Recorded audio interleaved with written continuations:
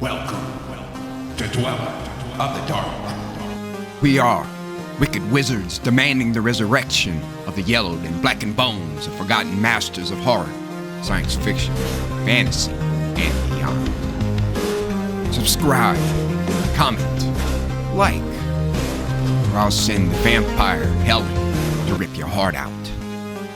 Writers, poets, songwriters, reach out to us if you want to be part of our growing pile of bones.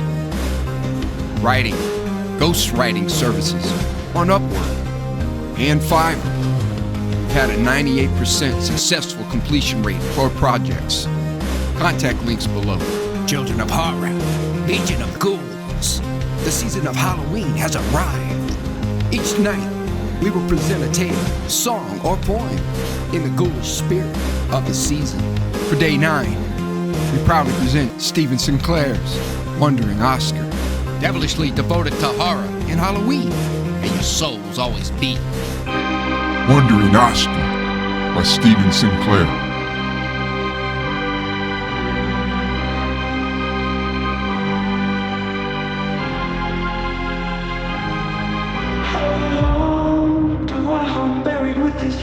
How long before my skeleton is found? It's dead winter and I am boneyard bound. Silent, I have lost speech in my nose. Neither dead nor alive, am I a ghost? Neither dead nor alive, am I a ghost? I am bones and no teeth, churning all of eternity. Wandering Oscar, cursed to forever roam, walking all eternity across ancient stones. Wandering forever all alone. Wandering forever all alone. 1. His name was Wandering Oscar, and he was a skeleton. He lived on a wooded hill in one of those in-between places you get in England. On one side, the wood ran down to a busy road. On the other, fields and more woods. About 3 miles beyond these was a low embankment, along which a branch railway line had once run. The trains had annoyed Oscar and his friends. He was glad when it closed. Beyond this, the land dropped away into flat, windswept country, probably once marsh, now long since drained. Then a distant line, the sea. People sometimes came and cut the grass at the roadside, but nobody bothered about his hill, and hardly anybody ever went there. It was a tangled rocky mass of weeds, stunted ivy-choked trees, and thorn bushes, with a wider, more open space at the top. Oscar had lived on his hill ever since the first Elizabeth had been queen. At that time, he'd lived in a cottage that had stood there in a clearing, but that was long gone, not a trace left, and he'd only lived there for a few days. The spot was now all overgrown. At that time, he wasn't called Wandering Oscar. His name had been Lord Henry de Quarterly, sometimes also Handsome Harry, or Harry the Devil. He'd been a tall, well-favored young man from a wealthy family of the high gentry, a brilliant student at Oxford, and when his father died and he inherited the lands and title, a favorite at court.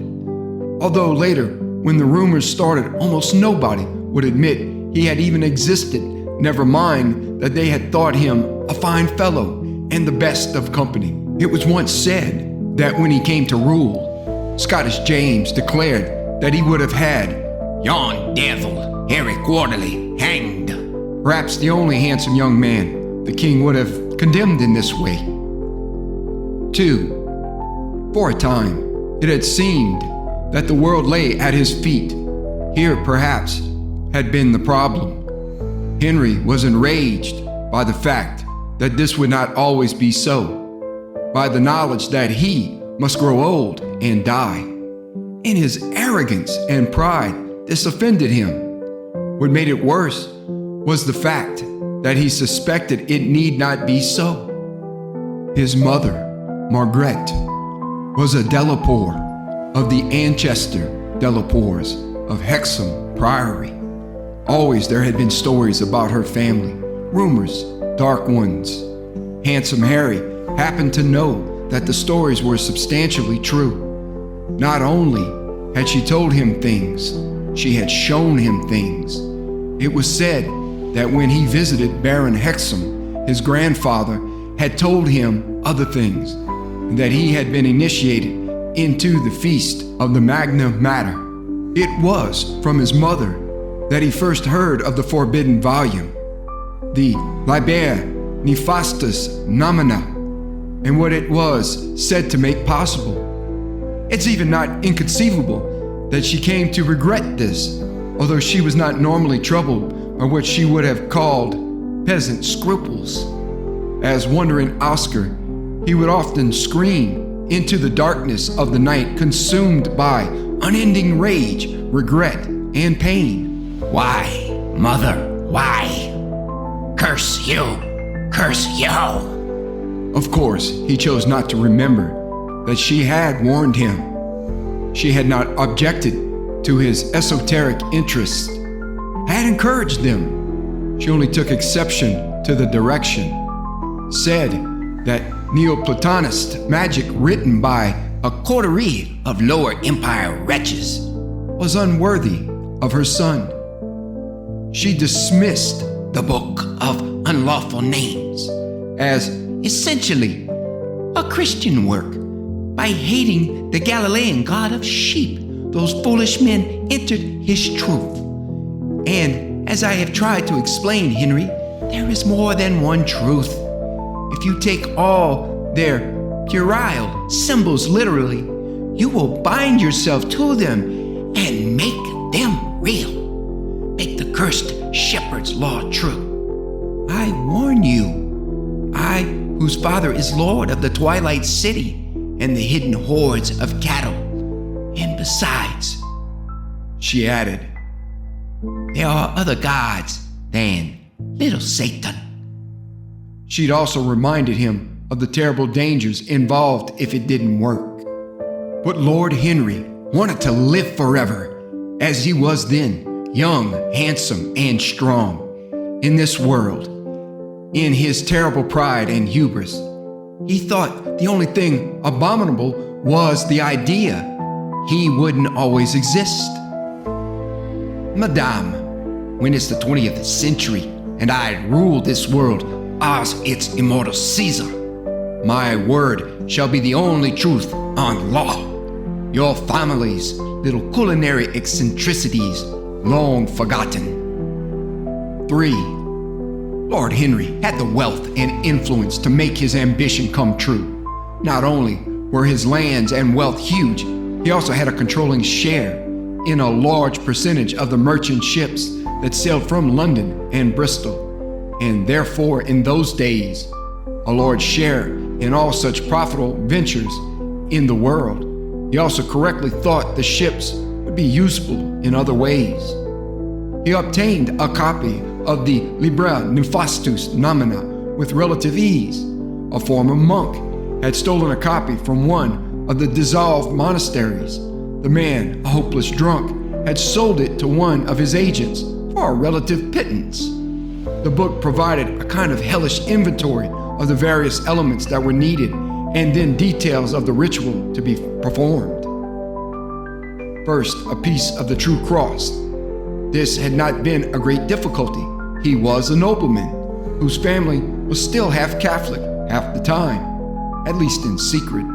He obtained several pieces to try and ensure one was genuine. The bodies of 13 unnatural births were also easy. Some of these were simply pulled by his minions from the Thames or bought in exchange for pennies from farms. They included a kitten with rudimentary wings, a puppy with 6 legs, and a 3-headed calf.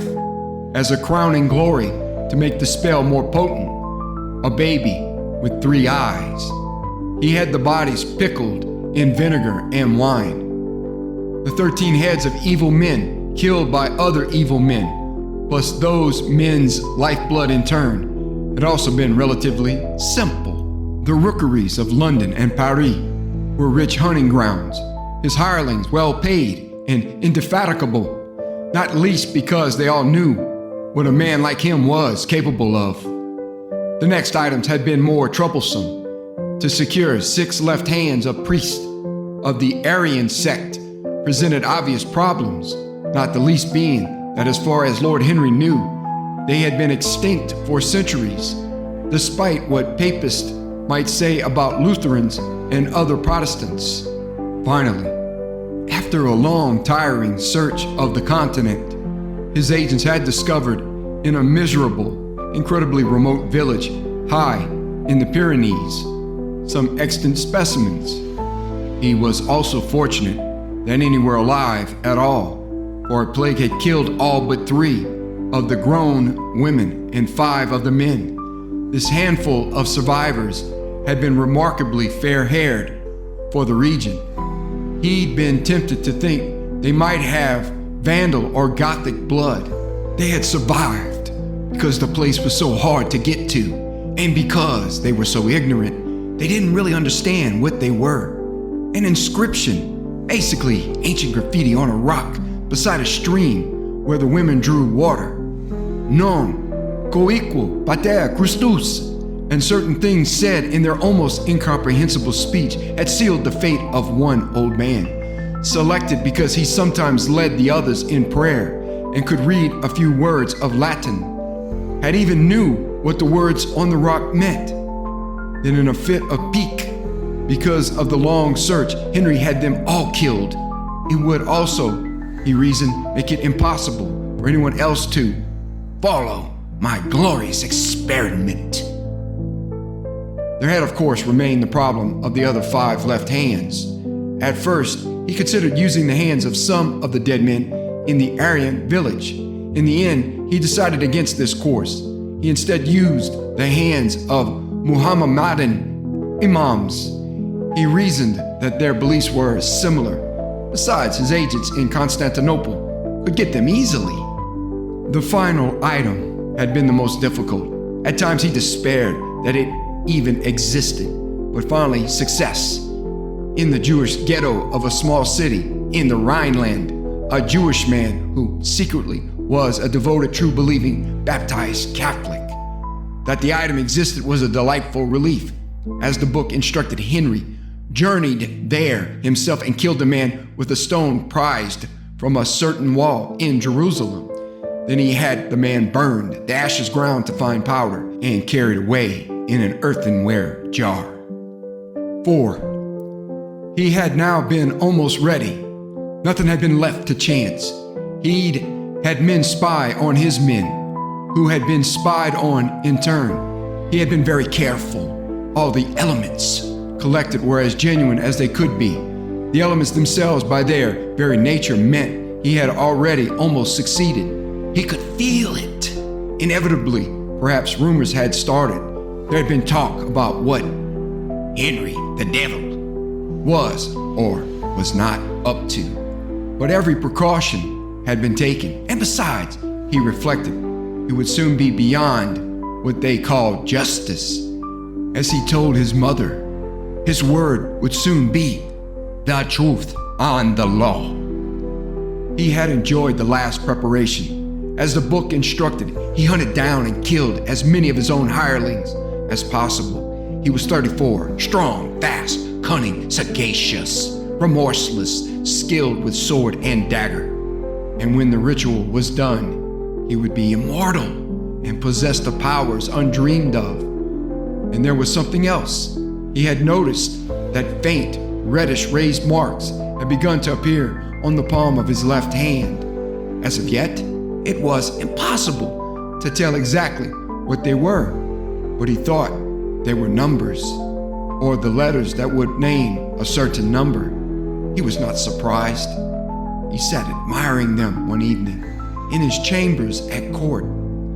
He glanced up at his face, reflected in his Venetian looking glass.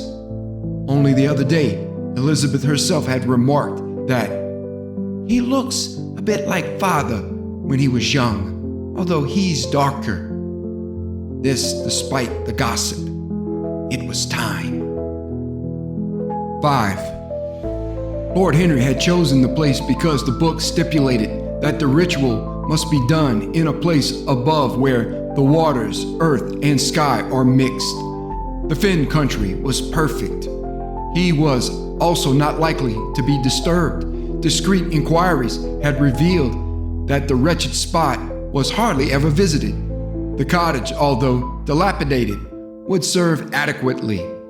He had first taken the skulls of the 13 evil men, already boiled free of flesh, and baptized them each to one of the 13 Grand Dukes of Hell, baptized them in the lifeblood of the equally wicked men who had killed them. The clotted blood carefully dissolved in gently warmed water that had come all the way from the river Ganges in impossibly faraway India. Henry sneered happily as he performed the rite, remembering the dog who had tried to cheat him with water from the Thames. He had killed the man slowly with his dagger to encourage the others. The skulls were then hung from a large inverted wooden cross in the clearing before the cottage. The eyeless sockets had seemed to stare at him expectantly, shadows pooling in them as the early October darkness thickened. Before the cross, he had dug a pit and thrown the 13 unnatural births into it. Lastly, casting the stone, he had killed the hapless Jewish Christian with onto these and filling the hole back in. He had then made a kind of crude altar from stones atop the small mound. On the altar, he placed a shallow bowl of purest silver, which he had forged with his own hands a year before, on this very night. Inside this bowl lay the 6 cured, severed left hands, the old Aryan man's on top, palm upwards. The withered thing cupped the pieces of true cross. Lord Henry had carefully placed 4 mounds of the Jews' ashes at the 4 points of the compass, at the distance specified by the book. He had then gone inside the cottage. The book was very clear about this. He must not look at the altar for 13 hours. The demons must be allowed to gather in peace. It was Halloween night in the year 1567. Now it was time. Lord Henry emerged from the darkness and walked slowly around the clearing. He was nearly naked, clad only in an open robe of tanned human skin. His fiercest hirelings, clasped at his neck by 3 ancient rusted Roman nails. The Libre Nefastus Nomina held before him, both hands on the book at arm's length. He walked slowly, always from left to right. Softly, he muttered vile blasphemies. Finally, after exactly 33 circuits of the altar, he carefully placed the book besides the silver bowl and it to the appropriate pages. 2 black candles were burning. He had left nothing to chance. Loudly and clearly, his voice full of passion, he began to read the ritual. He could feel the power building. 6. He was halfway through the rite when it all went wrong. For a moment, the marks on his left hand had tingled strangely. Then the blood boiled in Lord Henry's veins and the flesh rotted off his bones. He was a skeleton with bones the strangest blue-white color that only the freshest bones exposed in horrible injuries have. Lord Henry stood screaming in mind-blasting agony in the clearing. Hideous, long, razor-sharp claws, the color of old, yellow ivory, sprouted from the skeleton's hands and feet. Everything exploded. The upside-down cross, skulls, altar, the cottage. They exploded without doing any harm to the surrounding trees and plants. Or the ghastly, undead thing that stood there howling in hellish pain. The creature that had mere moments before been Handsome Harry. Suddenly, a blaze of blistering light, celestial light, lit the fen aglow. An angel appeared. The angel was huge, 10, 12 feet tall, shone golden white like the sun. The outspread wings were a dazzling prismatic spray of color so vivid they seemed to pulse. It had a face so beautiful and symmetrical, it almost seemed featureless. The expression of calm love and slightly pained compassion on that face was far more terrible and implacable than mere anger would have been. The thing that had been Lord Henry de Quarterly only seconds before had a very strong will, was very strong. Despite the pain, it tried to fight. It tried to call for help from the being its mother had worshipped. Henry had always objected to those beings because they were not only indifferent about human life, but had the temerity to be indifferent about him. The angel simply raised a hand, and he was made silent. He could not move, was made still. As his mother had tried to warn him, he had now entered another house of truth. The walls had closed. Then the angels sang. The song lasted mere seconds, but it told him all. Told him what manner of thing he now was, and the adamantine rules that now governed him. Finally, it told him there was a faint possibility of redemption and how it could be accomplished, and fell silent. He found he could move and speak again, and what the angel had told him was so terrible, especially the last part, and the pain was so bad that he cursed and screamed and blasphemed all at once. And then the thirst struck him, the thirst for living blood. 7. The creature could not move beyond a perfectly round circular area of about 2 miles, which had its center on its hill. If it tried, it became still, and the agonizing pain it was always in reached a terrible new crescendo, which only lessened when it fled backwards. It was only able to retreat after 3 hours of terrible torment. When it was near the boundary, the pain in the palm of its left hand was abominable. There were the raised marks of letters on the bony palm. The sinus, fool. When it was newly made, it had rampaged, screaming through the fields and woods, had run howling into the nearest village at the edge of the fens, a tiny hamlet. It was intent on killing. It would glut on the people's blood, quench the terrible thirst, rub their flesh into its aching bones. Once, Lord Henry had gone to a barber surgeon to have a tooth pulled. That pain had been bad, but now, all his bones, which was all that was left of him now, felt like that all over. It came in pulsing waves, as if to the beat of the heart he no longer had. The hateful angel had told him that only flesh would ease the pain. He had, however, also discovered that the other things it had told him were also true. He could not harm the villagers. Couldn't, because none of them had done murder. Wakened by the horrible creature's screams, the people fled when they saw him in a terror-stricken stampede. Only the old priest had not run, a kindly old cynic of 90 years, who, having survived all the many natural and unnatural things that killed you in those days, as well as the political and religious vicissitudes, long ago he had decided privately they were the same thing, and that God also understood this.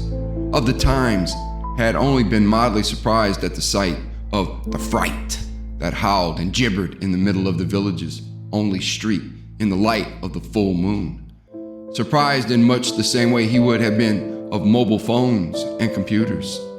Besides, he was a married man, and immediately his first thought had been for his sick wife who lay asleep beside him, despite all the noise. He opened the window and loudly said the "Our Father" and made the sign of the cross in the air. The creature screamed even louder and fled into one of the houses. They discovered later it had tried to make a weapon of fire from the hearth, probably to burn the village, but the fire, never put out in the normal course of life, whatever the time of year, had died out at its touch. It had scattered the dead embers in its rage. When the priest continued to pray, it fled, howling in pain, skeletal hands held over non-existent ears, blundering into walls as if blind, then gone. 8. The old priest explained to the people what manner of fright the creature was. He told them it was a vaga osseous evocator, and explained what this meant. He reassured them that the monster could also not harm the pure of heart. Further, that this meant murderers rather than people who strayed into the woods together when nobody was looking. He knew them well, partly because of the strange Latin words, and partly because of the meaning they had. The people began to call the thing Wandering Oscar. They avoided the hill and the fields around it, where the creature mainly lurked. Although it couldn't physically harm, it could and did drive people mad or to death with fright. In time, they became rather proud of having such a fearsome local denizen. Like all country people, they loved a fearsome bugbear to add color to their lives. Lord Henry's horse was found wandering 5 miles from the hill. Also, certain books and papers were found in Henry's room at court. This and the rumors of the fiend were why Lord Henry was never mentioned by most people ever again. What had been Lord Henry de Quarterly was now Wandering Oscar, and as such, though preternatural kin to all things of night, Wandering Oscar, to his utter dismay, discovered he had limits. The lumbering, monstrous skeleton discovered that he could not move about during the golden rays of day. It wasn't that he would be killed by the light, he simply lost control of himself, all his limbs, compelled to bury himself under leaves and earth. Even by the strength of his enduring will, his best efforts could only manage to walk about for the briefest time in summer twilight. Then there was the matter of Oscar's friends. He had first killed a fox, caught the beast, and sunk all his claws into it and sucked the blood through these into himself, crouched on the animal like a huge cackling spider.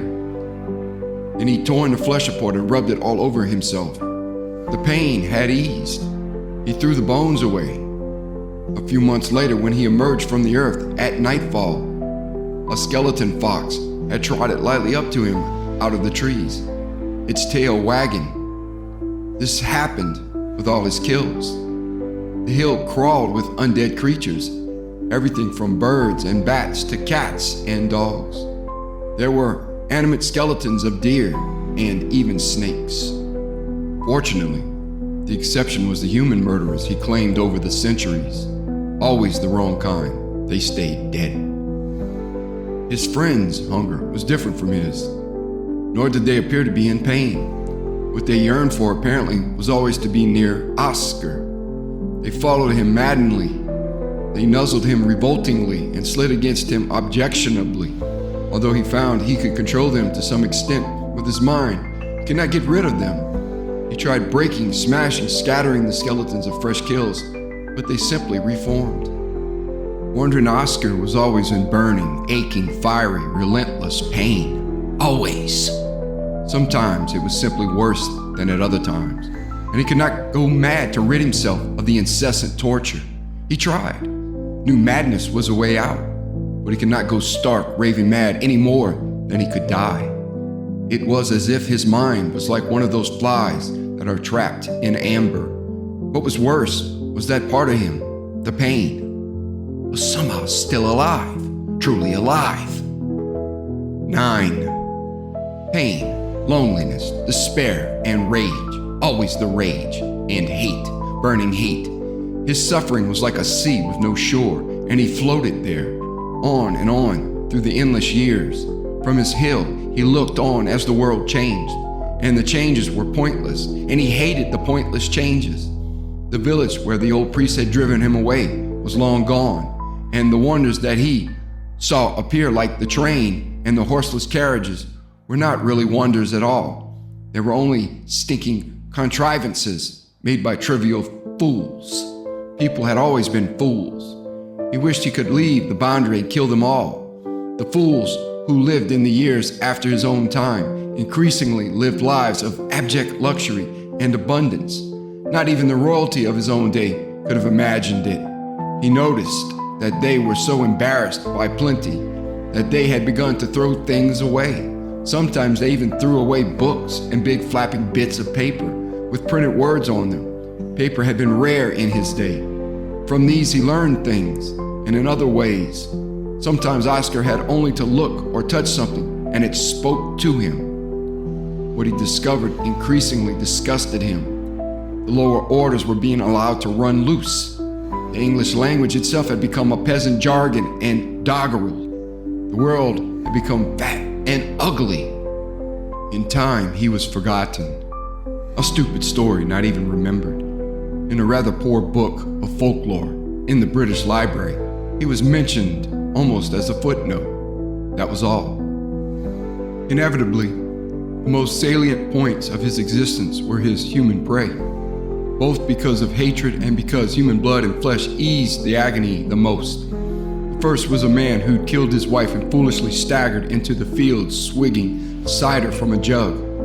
The earthenware pot still lay where it had fallen, now covered by the earth. Another time, a wealthy woman had gone riding and got lost. A few years before this time, she had smothered her old father-in-law with a pillow. As the woman rode past, a horde of skeletal things had burst from a hedge, and she was thrown from her mount. Wandering Oscar had then emerged from the undergrowth. By this time, he was a filthy, unclean thing, clothed in a weird assortment of decaying rags. Over his bare skull hung an old torn potato sack. For some reason, although he could not make or touch fire without it going out, he sometimes felt cold. His bare skull and body were now also covered in a layer of rotting flesh. In places it crawled with maggots and mold. In his empty eye sockets, cat-like pupils now glowed like green eldritch fire. He had been very thirsty. The woman did not last long. Like most of them, she'd been lucky and had gone stark, raving mad. There had been many others. Perhaps the most memorable had been two men who had crawled from a crashed flying machine. The men had been the only survivors. The machine had been dropping things that were made to explode on London. The men thought of themselves as Germans. In Oscar's time, Germany had been a collection of petty little states. It was where other people's armies went to fight, and where young men of his class had martial adventures they could then boast about in later years. For a moment, he'd been offended in a way that was almost human. He might not have been able to take them. Soldiers had a special status within the rules, but these men had, in smaller flying machines, murdered people who had been fleeing fighting. Did this deliberately and with pleasure. He drained one quickly. The other had reminded him somewhat of one of Lord Henry's hirelings. The German was a great peasant brute from Danzig. Oscar did not like people from Danzig. Lord Henry's father's steward had once told him all the citizens of the free city were liars and cheats. Furthermore, he saw the man was a true believer and follower of the stupid low-born cur who he thought of as De Ferrer, who had sent him to drop the things on London. Oscar also found that this De Ferrer was a man who did not like wenching or sitting over his wine, and who kept a table only fit for a rabbit. He was also a Bohemian papist. Wondering Oscar had let the man strike him, throw him about. Oscar was very light. Sometimes he could jump from tree to tree onto very thin branches, or let himself be carried somewhat on the wind. The man had been so stupid, such a peasant brute, that he did not go mad. It was only when he stomped with heavy boots full force and the thing's bones did not break that the man began to cry and whimper. Finally, Oscar had rooted himself to the spot and grabbed the man with one hand. Oscar did this very easily, as he was at least 50 times as strong as the strongest human being. He had then snapped the man's wrists and ankles, clicked his fingers so that some ivy came to life and bound him. Oscar then enjoyed himself, played. This had involved the man, two of Oscar's snakes, and a weasel. The man was his dinner for a week. The creature now only thought of himself as wandering Oscar. 10. A mere 5 years or so after the incident with the men from the flying machine, Oscar emerged from under a pile of leaves into the twilight end of a long summer's day. All the undead skeleton animals also woke up and silently emerged into the gathering shadows. Oscar had happened to glance up at the branch of a tree where a blackbird had its nest. It had been the received wisdom when he'd been a human being that animals and birds avoided places where things like he now lurked. He had never found this to be the case. The blackbird was perched on a branch, and he could feel the little creature's thoughts. Confusion, and a sense of distress. The bird's feelings were already fading, would soon fade to merciful nothingness. All the chicks were dead, drowned. There had been a summer thunderstorm during the day, a real cloudburst. How many times over the centuries had he seen birds like this? They died and were replaced by others of the same kind. He had killed them countless times from pure spite. Oscar had ruthlessly smashed and scattered their nest, but they always came back. The wretched birds would come again, futile little things they were, that tried to care and protect others even littler and more helpless than they. And somehow these thoughts became mixed with thoughts of the Germans from the flying machine and thoughts of Lord Henry, who he loathed now with all his being. From Lord Henry to the equally disgusting man who had sent the German flyers forth, then back to the blackbird again, who had now flown away. Somehow all this made him think of something that had happened not long after he had seen the first of the horseless carriages. Early on, one evening like this, a little boy had wandered near the base of the hill. He'd been playing with a stick, happily prattling to himself, and sometimes stopping to make marks in the earth with the stick. He was a swarthy, foreign-looking little fellow, probably one of the gypsies who sometimes traveled through the region at that time. In life, Lord Henry had no interest in children. They had simply been incomplete versions of the people he believed it was his right to command. Besides, they bored him. Back in those days, they weren't around long enough to gain his ire or interest. Children, for a multitude of reasons, died like flies. However, wandering Oscar had come down the hill and suddenly stood gibbering before the child. He'd had some of his dogs appear with their bear-snapping, clacking jaws. The boy lay in a fit, lay on the ground and shook and jerked like a landed fish. Oscar had then simply left him there. When he came back in the dawn, the child was gone. No doubt he'd been found, as no doubt he'd spent the rest of his life, if he lived, in voiceless imbecility. The thoughts and memories turned in his mind. And although he hated modern English, he remembered part of a poem he had read in a book one of the spoiled soft moderns had thrown from a horseless carriage. He had thought the poems were almost good. He said some of it aloud. "Yeah, each man kills the thing he loves." All Lord Henry had ever loved was himself, and he had destroyed himself long ago. In his strange, hissing, sibilant voice, Oscar softly said, "Although I was a soul in pain." With the honest reflection, a singular moment of revelation came to pass in his brooding thoughts. Whether providence or prophecy, wondering Oscar wasn't sure. But in this moment of profound recollection of life and death, love and hate, loss and gain, the most curious of coincidences made him ponder his own place in the divine order of the universe. The blackbird flew back to its nest. Oscar fell to his creaking, rattled knees.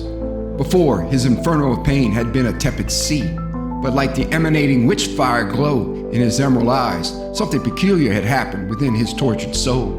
A torrent of new emotions, new feelings, new possibilities had burst forth to become the torrent of a tempestuous ocean. All the oceans of discovery had conjoined within the precipice of wondering Oscar's dark-stained soul. And out of those unfathomable depths, something clawed its way up to surface, to rise up fiercely and swamp and bore under the hate and the rage. At best, the ageless skeleton might describe the indescribable in the most curious of ways.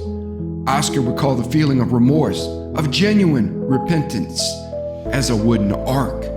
And as an ark, it had been constructed meticulously over a very long time, made subconsciously with deceitful fervor or by happenstance from wondering Oscar's obstinate will did not matter. What mattered was Oscar felt the burden of it on his ragged bones, of heavy timbers buckling him down, how through the centuries sadness, regret, and most surprisingly of all, contrition played heavily on his fiery soul. Terrible, agonizing, knee-bending respite, full, humiliating admonishment, crushing contrition. Indeed, it had taken longer than he could fathom through the years to recall.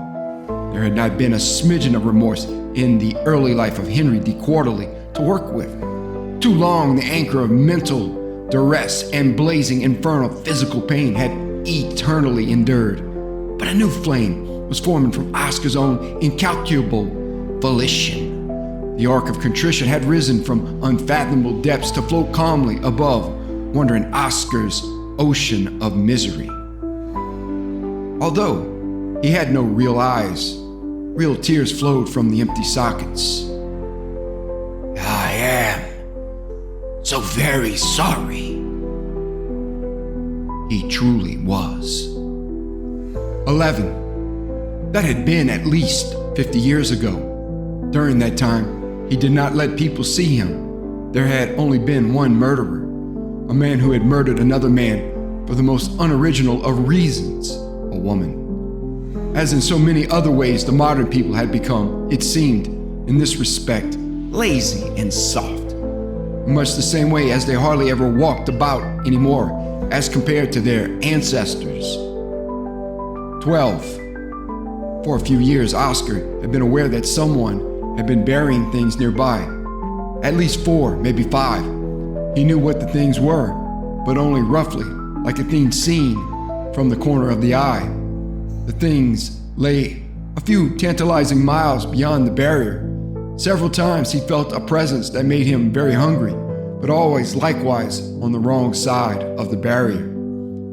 Then one night, he was down beside the new road, the little one that led to the new, unlovely, white boxy dwellings with the ridiculous name of bungalows. Built a tiny 30 years before the road and houses were just outside Oscar's territory. Oscar was looking at one of the papery things, reading comfortably in the darkness. He had just had a rabbit, and his pain was eased. He had reached the point now, after nearly 5 centuries, where the pain was sometimes like an annoying itch. In the papery thing, one of the artisans who tended the horseless carriages was complaining. The problem was always the pots. Oscar nodded in agreement, and all his friends nodded too. He had always suspected it had been the Mohammedan hands. Then he had sensed the homicide, knew that the killer was coming back from the place where the things were buried, to where he lived tantalizingly close. The little road to the ugly white dwellings joined the big road in a location frustratingly away from Oscar's hill and the area he could roam in. But here on, in this small rising field, they were both visible. The murderer passed by in a shiny red horseless carriage. They opened one of the red carriage's windows and threw something out. The something fell just inside the barrier. The man was florid-faced, with white hair and beard. Rather than going near and becoming still, Oscar sent a fox to retrieve it.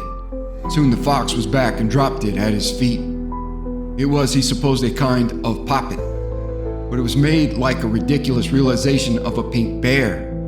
He had seen such things before and thought them in poor taste. He associated bears with dogs and pits, trips to body houses. He picked it up, and it spoke to him. He knew everything. The man who had discarded it like trash was one of those fellows who was the jolliest, Frenchiest of loud Jack-O, the town. Fellow well met, backslappers to some, to others, his underlings and those he considered weak, a Tartar, a terror. He would be a crawling, sycophantic piece of night soil to those he considered above. To Lord Henry, he would have got down and kissed the ground in front of him, but also betrayed him without a second thought if the opportunity had presented. He also knew what else the man was, knew what he had done. He had done the things far from home and buried what was left where he had as trophies, so he could be nearby and come and gloat. Oscar's chance had come. Finally, after all these years, he was glad it was a man like this. Oscar had no mill wheel. There was not even one left from the old times, but one of the wheels from one of the big carriages lay in a ditch. He could fill it with stones. He also had no way to get near the sea, but an old flooded quarry lay to the west. It would serve. 13. Mr. Simon Bell was a worried man. No, he thought, not worried, frightened. All his life, his response to fear had also been anger. People had been seeing things by the road down to his house. Mortgage nearly paid up. In the field, on the slight rise, they said they had seen a little girl some distances back. A little girl in a reddish dress. She was said to have blonde hair, and she had been waving, holding something. When people had gone to investigate, they found nothing. There had even been a thing in the local paper. There was even talk about ghosts, although the area was described as not a hotspot for paranormal activity. Simon rarely read books, but a few years before he had avidly read a book by a celebrated scientist. The book was about how certain things could absolutely, categorically not be. He had read and said to himself again and again, "That's it, exactly what I think." It was true. He had rejected these things ever since he had prayed the God of his grandparents for things he wanted, and nothing happened. And he had come to reject them for other reasons as he got older. Now he had started to think things he considered weak, and he wasn't weak, and he was getting angry. So enough was enough. He would go and have a look. He happened to know the sightings seemed to be happening on certain dates. It was one of the most disturbing things about the entire business, as was the color of the dress and the color of the girl's hair. Besides, there were always other reasons for him to go and look at a place where a child was. Somehow, he wasn't surprised when he saw her, a small figure far too narrow-shouldered to be an adult. In the gathering gloom, it was difficult to make out details. He parked the car and got out and climbed over the fence. A warm summer evening, getting late, he walked into the field and waved back, called out reassuringly in a friendly voice. He got to a kind of dip and lost sight of her, climbed up and almost laughed. It was an old scarecrow in red rags with some yellow rags on its head. He almost laughed with relief. It must have been blowing in the wind. He wondered what it was doing there. There had never been any crops in the field. What do scarecrows have for heads? A dirty skull thing with evil glowing green eyes? Do they stand up tall and rip the old red towel and yellow rags they have, disguise themselves with away? Do they howl in triumph? He was trying to run when the horrible thing raised a skeleton hand and clicked its fingers. A kind of huge hood of tangled, moving, writhing bones rose. It seemed to flow up from the ground. With the clarity that sometimes comes with stark terror, he registered that it jumped with hundreds of little things that looked like skeleton mice and rats. They were like fleas on the hide of a huge beast. Then the hood fell on him and swept him away. He came to in a clearing, trees all round, lying on a bit of stony, weedy ground. It was nearly full dark. Simon had spent a short, ill-advised time in the army. People had told him what to do all the time. Mortgage nearly paid up. Also, certain opportunities he had believed would exist did not. Some of the people who had told him what to do had been men from what was once called old families. He had hated them all. They all walked with a certain indefinable way about them, an infuriating aura. And the horrible thing that now emerged from the trees and walked towards him moved in that same indefinable way. Even the way it adjusted the rotting black rags that clothed it was the same. He found he couldn't move. Horrible bone things held him down. He tried to scream, and a thing bit his tongue. It tasted of dirt and chalk. He lost control of his body. The walking thing with green eyes reached him and spoke. Thou shalt now go to hell forever. For you there is no redemption. The words were spoken in a hissing voice that was somehow matter of fact. And hell is deep. Simon did manage to speak then. He whimpered, "Mummy?" At this, the horrible thing struck him, a terrible back-handed blow that shattered his jaw and laid the open flesh to the teeth in ragged strips. 14. The man was dead, with the wheel full of stones round his neck, the body at the bottom of the flooded quarry. It was nearly dawn, and Oscar would have to go into the ground. He climbed back up the hill to his clearing, and all his friends fell to the ground and stopped moving. They began to disappear, to turn to dust. For a moment he felt them, felt the terrible tiredness of the long, long years. For just a moment, he also felt them as they had once been long ago. Little blind things curled up inside their mothers, things that hardly moved inside eggs, hooves that had only floated in warm water. Then sleep and peace, they were gone. Wondering Oscar was dazzled by the rising sun. He held up a hand to shield his face against the light, and it was a real hand with skin and flesh. Incredulously, he felt his face. He had a face again. Lord Henry de Quarterly stood silent in the clearing, staring in amazement at his own hands. He was dressed as he had been long ago in his old court clothes. It was some time before he noticed the children. A boy and a girl stood near him, holding hands. The little girl was about 8 and clutched a ridiculous puppet of an animal. The boy was the same one he had frightened into a fit in the woods all those years before. Lord Henry fell to his knees before the boy. He tried to speak. The child laid a hand on his shoulder. "It's done, Henry. Come with us. We are going on a journey." They walked from the clearing. Behind them, something turned to dust and blew away in the dawn breeze.